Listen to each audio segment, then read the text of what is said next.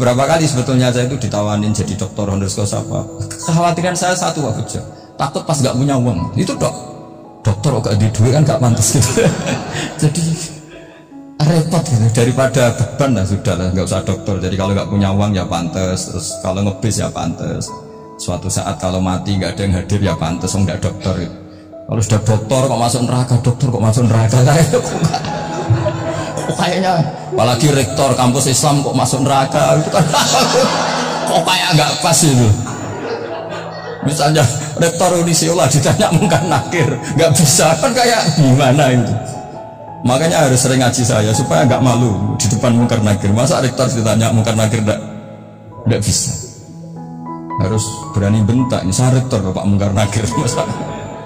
Masa kalau wali-wali dulu berani.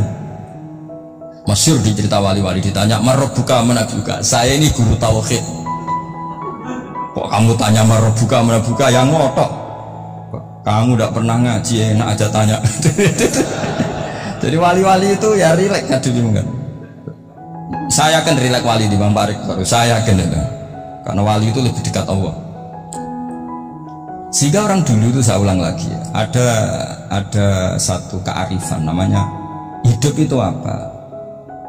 Hidup itu adalah cari sebanyak mungkin supaya hidup itu tidak tergantung pada banyak hal. Jika misalnya cara berpikir orang-orang modern itu sebenarnya banyak orang-orang ilmuwannya nggak ngagumi Amerika, bukan karena angkuh ndak. Untuk mempertahankan kebesaran negara sebesar itu, kebutuhan listriknya besar, kebutuhan tentaranya besar, kebutuhan apa? Sementara negara kayak Venezuela atau Swiss kebutuhannya enggak banyak.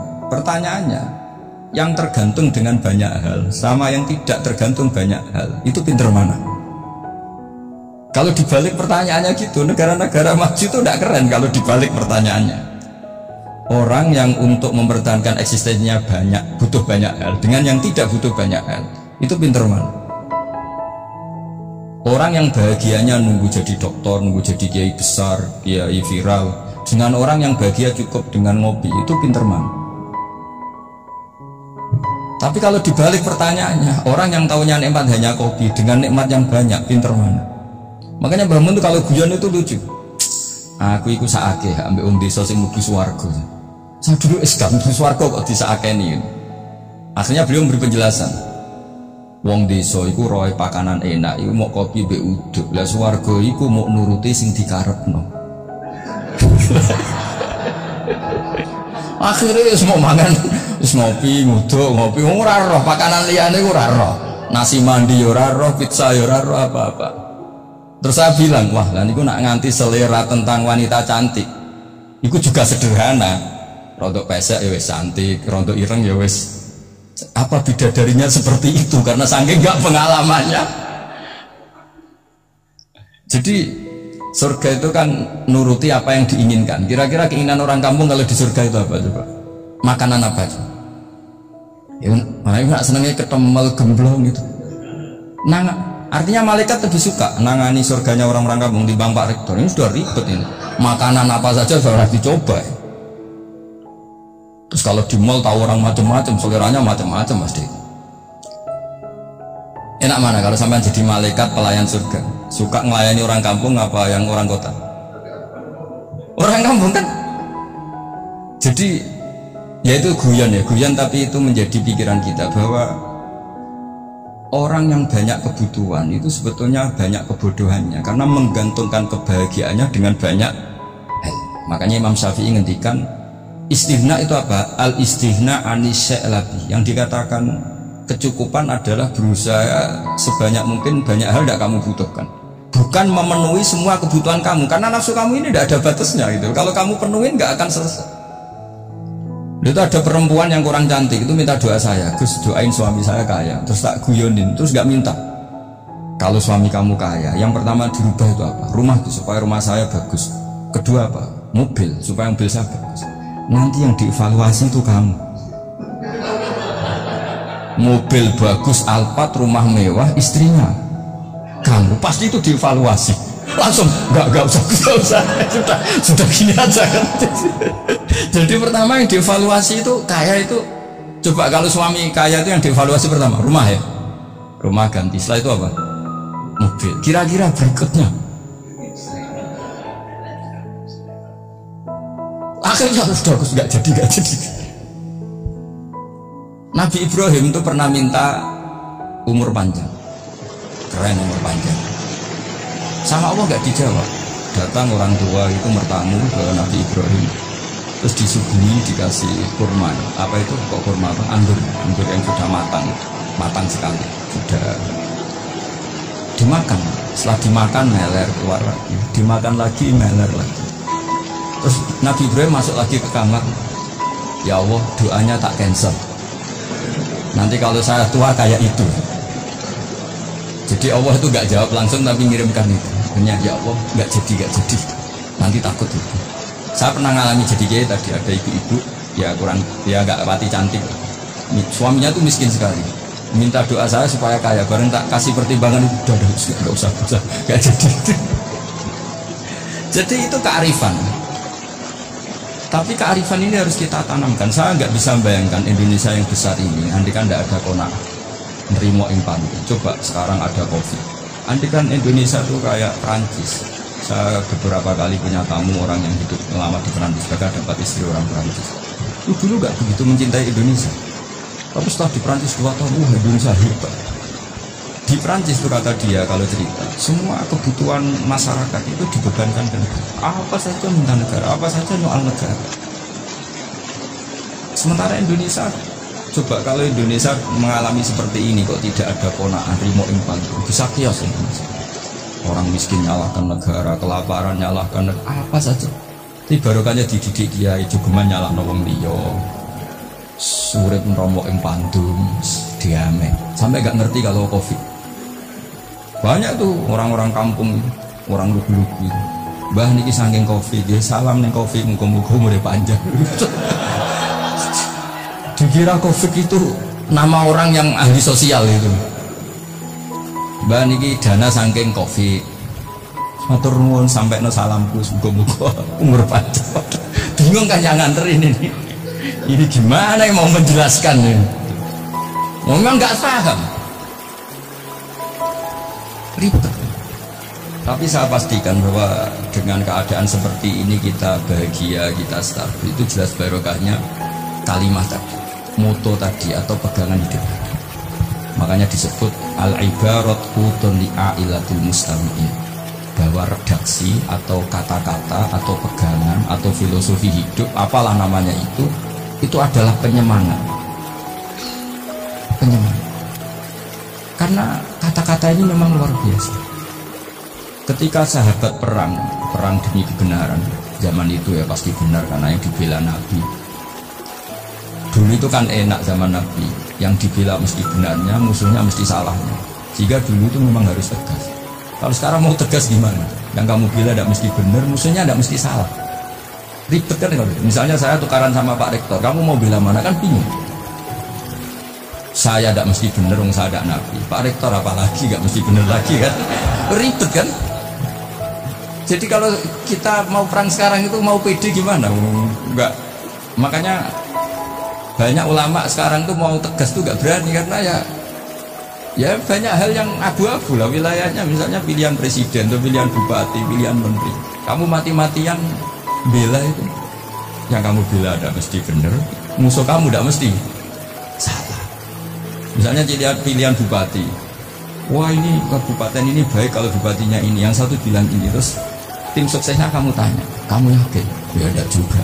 Lah kenapa semangat? Kan saya botohnya, paling alasannya ya itu aja, bukan yang lain. Beda dengan zaman Nabi, nabinya mesti benar, Abu Jahalnya mesti salah, kan enak aturan mainnya jelas. Singkat cerita dalam perang itu banyak sahabat yang ngalami luka, ngalami apa ya. Kemudian curhat ke Nabi, ya Nabi gara-gara derekkan jenengan, ngikuti jenengan saya harus ngalami seperti ini.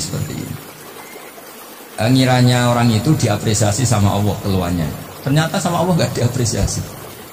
Malah diturunkan ayat intakunu ta'lamuna fa innahum ya'lamuna kama ta'lamun wa tarjuna minallah malah. Kalau kamu sakit karena perang, orang-orang kafir itu ya sakit, itu saja berani padahal demi kekafiran. Wa tarjuna minallah ma la yarjun, padahal kamu punya nilai lebih yaitu berharap kepada Allah yang mereka tidak punya. Saya jadi kiai itu ya kadang mangkel. Karena yang benci ya benci, yang seneng itu ngel-ngel loh kayak Pak Bejo. Jadi semuanya ribet. Nah iya, yang benci ya ganggu, yang seneng ya ganggu, tambah nemen. Sedikit. Tapi kalau sudah ingat bandar narkoba, mereka berhadapan dengan polisi, kadang ditembak karena kesalahannya terlalu fatal. Antar persaingan mereka juga bisa tembak-tembakan karena merebut pasar narkoba. Itu saja mereka berani. Kok kita yang jadi kiai kadang dicium tangannya, dihormati gak berani, hanya takut apa ya, musibah-musibah kecil lah, atau problem-problem kecil. Nah iya, kalau kita bandingannya gitu. Kalau kamu mau tahajud kedinginan, itu masih nanti di sisa kowe itu gitu. Maling ayam itu keluar malam-malam, hanya dapat ayam. Itu gak takut dingin. Ya gak takut digebuki masa. Kamu mau tahajud aja takut dingin. Makanya nanti hisabnya orang soleh itu nanti dijajarkan orang dolim. Terus diperbandingkan. Wah itu habis kamu oleh. Jadi misalnya Uni Sula mau rapat, tapi ini malam, kalau malam dingin nanti sama masuk angin. Anak-anak pang di perapatan aja berani kamu. Kalau sudah perbandingannya gitu tuh ribet kita nanti. Makanya itu kalimat itu moto atau filosofi hidup. Sehingga diulang lagi nasihat itu. Iyam saskum korhun fakodu masal koma korhum mislu. Kalau kamu kena luka, orang-orang yang nggak benar juga akan kena luka. Itu aja berani demi ketidakbenaran. Masa kamu demi kebenaran enggak berani? Akhirnya orang itu, ya itu kalimat, itu heroik. Makanya kita ini penting ya. Makanya tadi himne Uni Sula dimulai kalimat-kalimat thayyibah. Karena kalimat ini yang menjaga kita kalimat. Misalnya tentang Tuhan. Kenapa orang Islam imannya kokoh seperti ini, termasuk yang sudah hidup di Amerika, di Australia, di mana-mana? Itu ya barokahnya ajaran atau barokahnya kalimat. Saya sebut kalimat saya pakai bahasa santri. Karena la ilaha illallah itu dalam tradisi santri disebut kalimat haqqin aliyah nahya wa aliyah namut wa aliyah nub'ats. Ada yang riwayat wa biya nub'ats insyaallah taala minal amin. Kenapa mereka di mana-mana meskipun sekolah di Amerika, di Australia, bahkan di Uni Soviet tetap mukmin? Itu barokahnya ajaran yang benar. Allah itu siapa? Tuhan. Tuhan itu sifat dasarnya apa? Awal. Dia harus wujud awal sebelum makhluk yang lain. Sehingga ketika ada negara yang maju, yang tertib, manajemennya tertib, masyarakatnya makmur, tapi punya Tuhan yang tidak seperti itu, tidak awal, itu sudah nggak nyaman. Karena tidaklah keren Tuhan saya, karena Tuhan saya itu al-awwal, zat yang Tuhan saya keren lah, zat yang nggak mati. Tuhan yang nggak mati, yang nggak pernah mengalami kematian. Sehingga tontonan atau yang dilihat kenikmatan-kenikmatan yang lain ini tidak mengubah dia pendirian tentang Tuhan. Karena mantapnya satu kalimat tadi bahwa Tuhan itu ya harus satu, harus awal, harus tidak mati, tidak rusak, tidak mengalami apa-apa yang membahayakan. Sehingga ketika ditawarin Tuhan yang lain, meskipun menjanjikan secara finansial atau kemakmuran, mereka gak tertarik. Itu coba, itu barokahnya makmur atau barokahnya ajaran? Barokahnya ajaran. Sering negara Islam itu kalah makmur dengan mereka, tapi barokahnya ajaran itu tetap apa? Tetap Islam. Makanya Nabi Ibrahim, Nabi yang sukses bikin wajah Allah kalimatan baqiyatan fil akhir. Sehingga kita ini bukti sama orang tua kan, itu ya karena ajaran. Suwargamu karek wong tuamu, nak wong tuamu ridho Allah ridho, nak ora ridho Allah ora ridho. Ridho wa fi ridho walidain wa safatullah wa sifatullah fi safatil. Sehingga ketika ada orang tua yang agak brengsek itu, anak-anak tetap hormat. Punya orang tua yang miskin, yang sudah miskin, tukang tombok nomor, banyak kan di kampung itu, dia tetap hormat. Coba kalau dari awal kita ngajari orang tua kamu hormati ya, kalau baik, kalau enggak usah. Bisa geger Indonesia. Tapi barokahnya ajaran-ajaran itu Indonesia tertib karena ada ajaran. Ya, ini di sini pesantren dan Uni Sula semua harus berkontribusi membuat ajaran yang benar itu adalah ciri utama Islam. Sehingga Islam ini dimulai dengan ajaran kalimat haqqin aliyah nahya wa aliyah. Sehingga kita tenang seperti itu. Saya ini termasuk kiai yang tenang. Meskipun kata orang banyak saya ini kiai besar, tapi termasuk kiai yang paling tenang. Termasuk empat. Karena saya ini pakai mazhab orang-orang hebat. Saya berkali-kali cerita, orang kayak Imam Syafi'i itu orang yang luar biasa. Saya berkali-kali cerita, orang yang tadi minum tangan kamu ya Imam Syafi'i di belakang itu merasani kamu menghujat kamu. Jawabannya enak sih. Berarti saya alhamdulillah orang yang wibawa. Buktinya di depan saya nggak berani. Jadi enteng saja. Diceritain sebagian kampung, sebagian separuh dari warga kamu itu nggak suka kamu. Ya bagus kalau nggak suka saya, nggak akan utang duit saya. Di mana-mana orang utang itu karena teman dekat. Kalau nggak seneng pasti minimal nggak utang, nggak pinjam mobil, nggak pinjam. Berkah mana yang seneng sama yang dekat? Jadi dianggap enteng saja. Semua yang dialami dianggap enteng saja. Misalnya punya istri pemarah, ya bagus lah marahin suami. Kalau marahin tonggo malah ribet. Jadi kau harus terima kasih kalau dimarahin istri. Bagus lah marahin saya mah, kalau marahin tonggo ribet. Jadi enteng saja.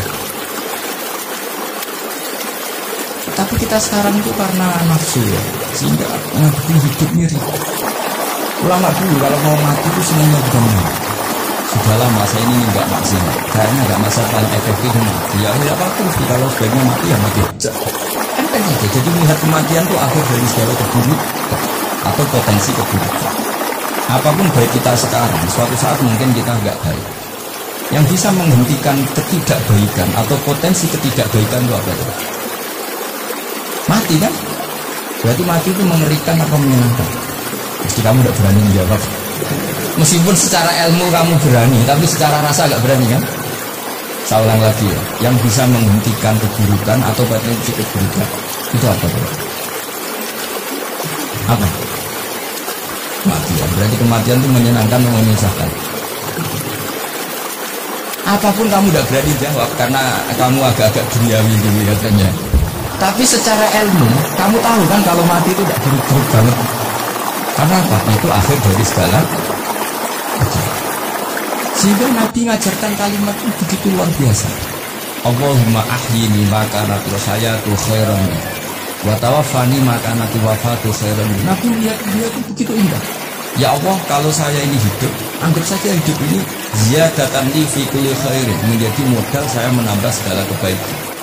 Jika suatu saat saya mati, anggap mawon rohatan li min kulli syarrin, itu akhir dari segala keburukan. Sehingga mati hidup ya baik karena di situ kita bisa berkontribusi beramal soleh. Mati juga baik karena mengakhiri segala keburukan.